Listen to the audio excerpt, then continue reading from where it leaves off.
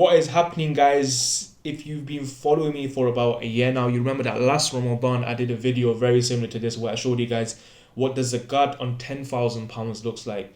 Today I have just £5,000 and I want to share a bit of an extra message to what I said last year. And it's not really to show you how little your zakat is in comparison to your money. It's really to give a bit of a deeper message today. But £5,000 a year, let's show all of our new followers what the zakat in this looks like. £5,000, it's probably money which a lot more of us have versus 10k. Takes a while to accumulate this kind of wealth, probably saving for that next holiday, for the house deposit, for that new car, I don't know, whatever tickles your fancy. But here is what Allah subhanahu wa ta'ala asks for you. It's 2.5%, not a lot of money. On £5,000, if my maths is correct, is £125. And this right here, this is the right of the people. This is what Allah subhanahu wa ta'ala is asking for. This is what Allah is saying you don't own. This is what has to come back to me out of all of this. Now, I've had a bit of a paradigm shift recently, yeah. And even while I'm messaging people, asking them, have you given your zakat yet? And please keep me in mind kind of deal. A lot of people are turning around to me and saying, I've already given my zakat, which is perfectly fine, alhamdulillah. I'm glad they've done that.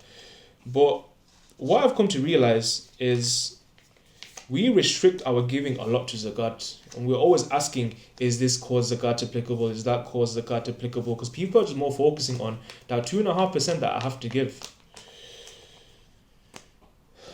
Where should I put it? They're not thinking about their extra sadaqah. And the reason I make this point is because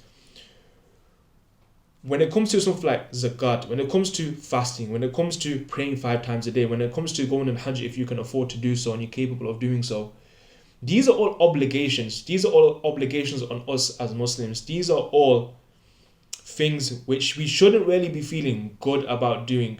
We shouldn't feel like we're being generous or we're being especially spiritual by fulfilling these obligations, because it's a haram not to do them. When you look at it in the parallel, it's forbidden for us not to do them anyway. So how can we really put ourselves on a bit of a pedestal in that sense?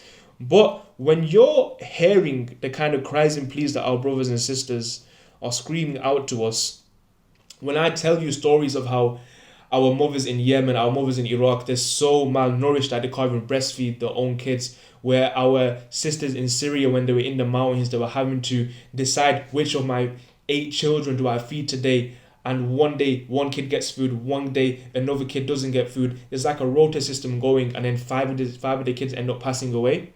It begs the question, how much extra am I looking to give of the wealth that I've accumulated, of the wealth that I love? Do I love for my brothers and sisters what I love for myself? We can't restrict things to this. Prophet ﷺ said, As-sadaqatu burhan, that your charity is a proof of your iman. Your charity is a testimony to your faith. That your test, my dear brothers and sisters, is to say, of this extra wealth that I have accumulated, that Allah subhanahu wa ta'ala has blessed me with, how much am I willing to give in the path of Allah subhanahu wa ta'ala? Because the fact is this, you die today, this £5,000 out the window. You never spent it. The only money you actually have, in your possession is that which you spent in the path of Allah subhanahu wa ta'ala. Because if you die today, your home, your money, whatever it is that's hiding underneath your mattress, is going to be gone. It's going to be going to your family and all the rest. But what you've banked into your akhirah, that's a different equation. Who knows what kind of mountains and mountains of good deeds that's going to come through. Because you gave an amount which is a bit scary for you. You gave an amount which you weren't so comfortable doing. But you gave it because you had trust in Allah subhanahu wa ta'ala to replace your wealth and save you from calamity. And who knows, that £1 you give, like I just said, it might just save you from calamity. That £1 you give, it might give you that job promotion that you're looking for. That £1 extra that you give, which you're not so comfortable giving, may have just corrected all of your health concerns. That £1 extra you give might just be the one thing which tips your scales in the balance to save you from hellfire and enter you into Jannah. So that's my message for you, my dear brothers and sisters. Don't restrict to just your zakat. Ask yourself, how much extra are you going to give? Not just in Ramadan, but outside as well. Take care, guys.